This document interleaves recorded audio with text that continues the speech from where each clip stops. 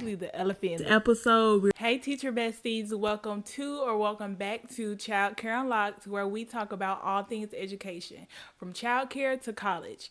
This episode, why is this profession not as important as it should be, honestly? And the categories on why certain categories look down on the other category because they're not real educators, right? So let's talk about it. So, the categories of education, we have early childhood education, because it starts, okay? It starts with your daycares, it starts with preschool, it starts with pre-K. Then you go from pre-K to kindergarten. Kindergarten, first grade, so now you're so now you're in elementary, okay? Elementary, middle school, high school, college, right? So we need every single category in order to make sure all the information is built upon correctly, right? So there should be no reason why any educator feels more important than the other, because they have to go to kindergarten in order to get to sixth grade. They have to get to sixth grade in order to get to 10th grade, So everybody needs each other in order to build upon correctly. So no category is more important than the other.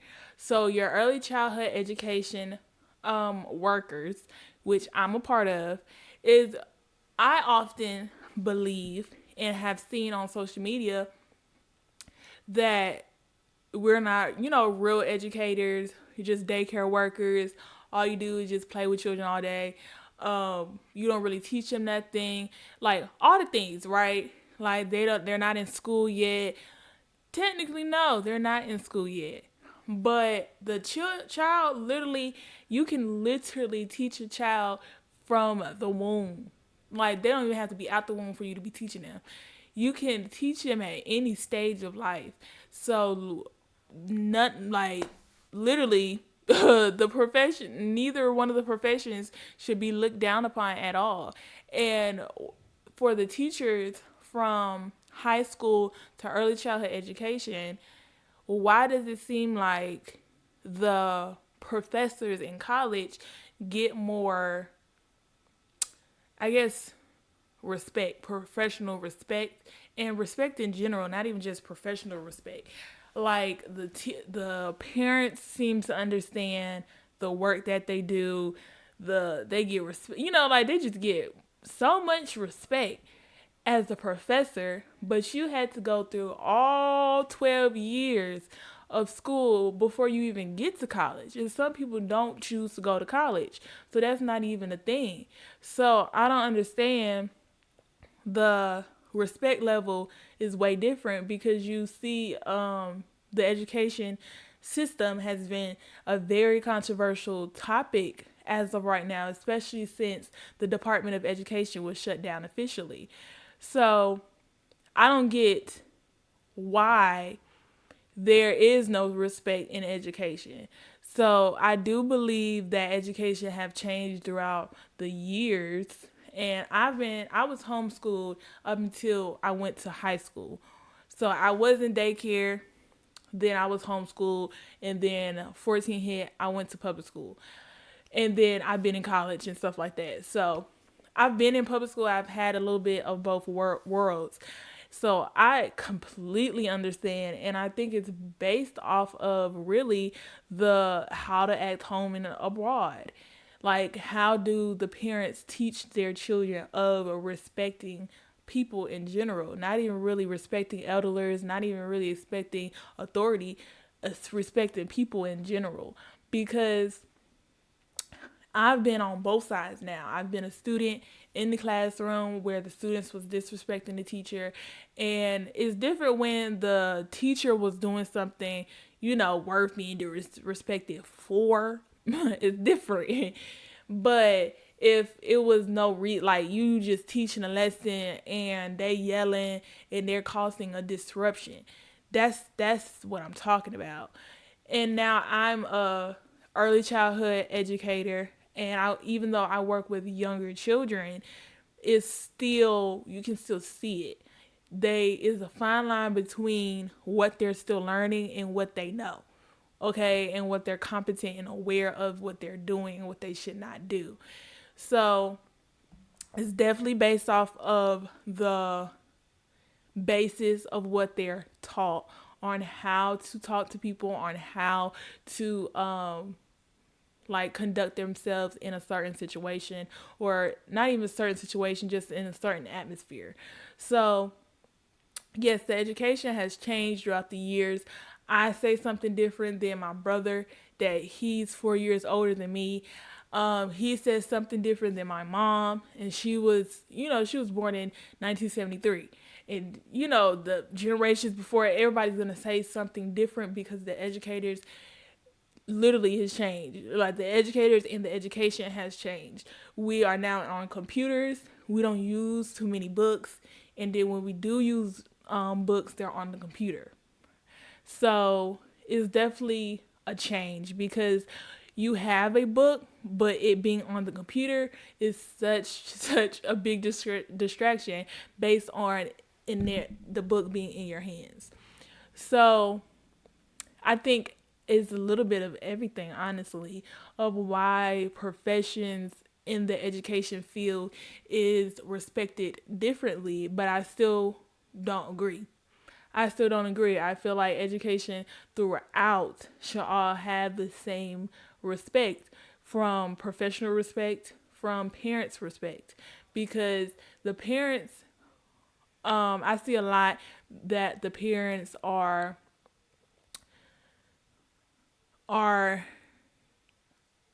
unaware of how to like get that certain result when parenting, and especially with the economy, some single parents, some parents that do work, that are two parent households, and they both still have to work because of the economy. So it's just a lot going on, but in general everybody has to be on the same page of whose responsibility is what this person is here for, and what the goal is, honestly, because the child can be doing something at school that they don't do at home, and vice versa. So it's not the teachers in middle school, elementary school, high school, and in college. It's never the teacher's responsibility to be the parent of whoever. Okay? It's not the teacher's responsibility in no category to be the parent of nobody. Okay? Or the disciplinarian. Because being a disciplinarian, especially now looked in this world, depending on what you think disciplining is, can definitely be frowned upon. It can definitely be frowned upon because the teachers now have little to no say in literally nothing that they do, nothing that they say. You can be really locked up for dang near anything. Okay, like it could be like emotional abuse, it could be verbal abuse, it could be, of course, physical abuse. You should never, ever, ever be in no situation where you need to be physically abusing nobody, that at no time, place, nothing. That should never be a problem. It should never be a problem because you should never be doing that.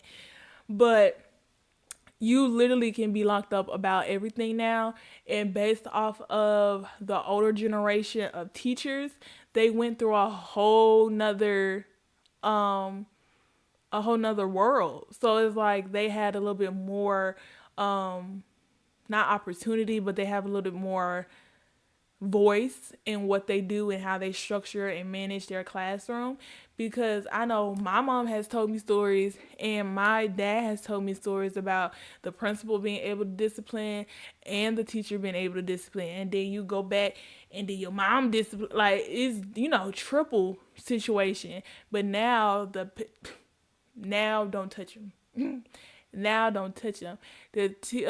People in middle school, elementary school, high school, all of them, don't touch them. Now the whole laws is just against the teachers being able to have any control and management in their classroom. I'm not saying sit there and punch them. Like I said, physical abuse is never, ever, ever, ever the answer in no situation. But you have literally no say. Like, you can't have a certain tone in your voice. You can't say certain words. You can't do nothing, because now it's like the students have more bite back and more control, because it's like, you didn't buy that, my mom did, or like it got a lot of pushback, and that's what I'm saying. It depends on the situation. It does, but based in creating a flow and a certain management in your classroom, the teachers have little to no say. The little to no say. So we're getting more and more children. And of course, for the public schools, they have one to more and more children. And for the early childhood educators, we have at least 2 to 3 for more and more children. But you're having younger children. So the younger children have time that they're still learning, they're still doing this and they're still doing that. But the behavior and the emotional things does make it more difficult, because if they're not receiving something at home, then they're going to act out. In the classroom. They are. Okay, they are. They do understand what they're seeing. Well, they see what they're seeing. Okay, they see what they're seeing. Okay, so they hear what they're hearing. As in, if you're sitting there cussing, if you sitting there yelling, if you sitting there like not paying attention to them, you're on your phone, and they're sitting beside you trying to talk to you or something like that. Like, they internalize it. They hear what they're hearing and they see what they're seeing. They're competent. They understand exactly what's going on. So when you send them to school, we've been around them a lot and enough to know something's either off, or something is a little bit more intense than normal. Like, we see the effects on that. And no matter if they're 10 months, 6 months, or 3 months, they see what they're seeing, they hear what they're hearing. Okay. So now the professions in every category in the education system is literally ridiculous. It's ridiculous, because at one time it was ridiculous. Now it's even more just crazy, because the students have little to no respect for the teachers whatsoever, and then the administration have their hands tied, or they don't have respect for the teachers. So it's either coming over their heads, or it comes straight from them and they just don't have no respect for it. So being able to manage a chaos room, when it is manageable, but you just have to give the correct power back to the correct people in order for it to flow correctly. Because you can be an amazing teacher, but like when you have to fund your own classroom for your tape, for your staples, for your pencil, like for your basics, for your parties, for your managing like the coronavirus, managing the virtual learning, managing social media, phones, computers, like all of this, as the world is still moving, but you have less and less power, and you have to manage these. And then I can only imagine, because my children just now started talking. I can only imagine the people in public school, their elementary, middle school, high school, like, you gotta manage people that think they grown already. It's crazy. It's crazy, because there is no respect. There's no respect. And as soon as we literally balance back out the classroom, but I don't know where the importance and the priority of that is going to come from. Because if the education system, the Department of Education, is shut down, and the only categories that was left in that wasn't shut down is dispersed between other departments, then it's going to be even lower of a priority, because it was already a low priority. it's going to be even a lower priority if it's in the Department of Labor. The Department of Labor don't give God nothing about education, what education got going on. It don't care. It don't care. It don't care at all. And especially just passing these children, there's no child left behind. It should be a child left behind. Okay, it should be a child left behind, because then it's not giving the word teacher, no no backing. Because if you just letting the people just pass all 12 years and you graduate and you push them into the world not knowing how to spell breakfast correctly, then what's the point of teaching? There is no point. There is no point, because like then you just like you give them the information. If they soak it up, they don't. If they do, they do. If they don't, they don't. And then you move on. So it's like, what are we even talking about? Honestly, what are we even talking about? Like, the educational shows is no longer worth really anything. It's too overstimulating, and it's too many lights and sounds and colors and stuff that literally is programming something totally different than education. Like, let's redefine education in general. I want to know that, because that will also bring the respect back into the education system. Because if my child goes through all these years of school, graduates high school, don't know nothing, what was the point of that? It was a whole. I was getting babysit. I was getting babysat literally 12 years, because if they stay at home, then I'm locked up. They call CPS on me, because you have to have the child in school. Is a requirement to have your child babysat, apparently. So as soon as we figure out this balance, and I don't know if we ever will figure out a balance back into the education world, then I think the respect will definitely follow. But until then, we got to take all the information that the teachers are talking about, because all over TikTok you hear teachers talking about the sixth graders aren't reading on grade level. They're reading on like the third grade level. Like, what you mean? Third grade is like in elementary. That's a whole, like, what you mean? And they're not reading on grade level. And that's even worse for black boys, because that's exactly how they build jail systems, based off of who can read by the fourth grade. So it's like, this whole structure, this whole shebang is not working. It's not working. And I don't know who is going to be the one to balance it out. But maybe we can start here. Okay, maybe we can start here on this Childcare Unlocked platform. And I'm gonna stop it right here. So I hope this conversation was good and relatable. If you have any feedback, feel free to comment, and I will leave my email to in the description if you want to have any more in-depth conversation that you wanted to add. So if you want to like, comment to join the conversation, and subscribe to be a teacher bestie. I will see y'all next week. Bye.